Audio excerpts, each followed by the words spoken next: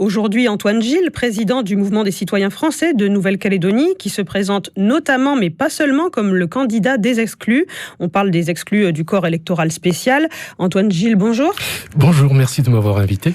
Vous êtes candidat dans la première circonscription. Pourquoi vous présentez-vous aux élections législatives ? Bien écoutez, je me présente à ces élections tout simplement pour être le porte-parole des exclus. Et je tiens à préciser tout de suite parce que la majorité des candidats loyalistes donc soutiennent le dégel du corps électoral et je ne peux que m'en réjouir. Mais il y a une petite précision à faire quand même parce que si le ministère de l'Outre-mer, dans son fascicule sur les conséquences du oui et du non, n'avait pas indiqué, page 45, que cette situation ne pouvait pas perdurer au regard effectivement du droit constitutionnel et au regard également de l'article 14 de la Déclaration des droits de l'homme et du citoyen portant sur le consentement à l'impôt. Et de fait, ici en Nouvelle-Calédonie, nous ne pouvons pas élire ceux qui font la loi fiscale. Donc il y a un véritable problème qui a été soulevé par le MOM. Et pour nous, Association des citoyens français de Nouvelle-Calédonie, c'est une victoire politique. Donc nous n'avons pas terminé sur l'aspect des actions judiciaires qui sont engagées, mais sur le terrain politique, nous avons gagné une belle victoire. Et ça, je m'en réjouis. Alors la question que je me pose, est-ce que si le ministère de l'Outre-mer n'avait pas pondu ce fascicule en indiquant effectivement les points cités, est-ce que les loyalistes aujourd'hui se seraient levés comme un seul homme pour défendre le dégel du corps électoral ?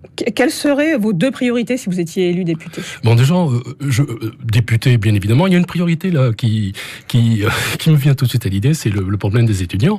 Je comprends pas que le député sortant en 5 ans n'ait pas pu régler ce problème concernant ce qu'on appelle le numéro de sécurité sociale et le numéro CAFAT, pour que les jeunes Calédoniens ne rencontrent pas de difficultés en métropole. Donc déjà, ça c'est, je comprends pas. Je suis surpris par ça.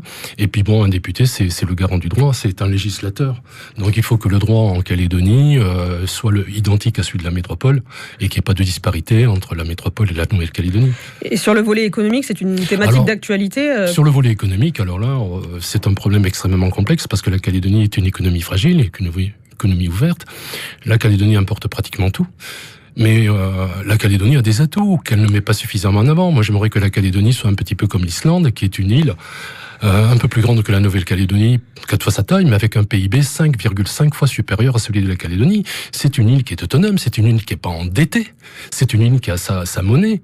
Donc, comment se fait-il qu'une petite île avec 100 000 habitants de plus puisse faire de telles performances économiques et que nous, en Calédonie, nous soyons endettés, parce que nous sommes endettés à hauteur de 168% au niveau de notre PIB. Et une dernière question, Antoine Gilles, quelle est votre vision de l'avenir institutionnel en un mot ? On en va avoir le courage de mettre des institutions à la taille de la réalité de ce pays, c'est-à-dire 270 000 habitants, c'est-à-dire un département comme la Creuse et le Cantal.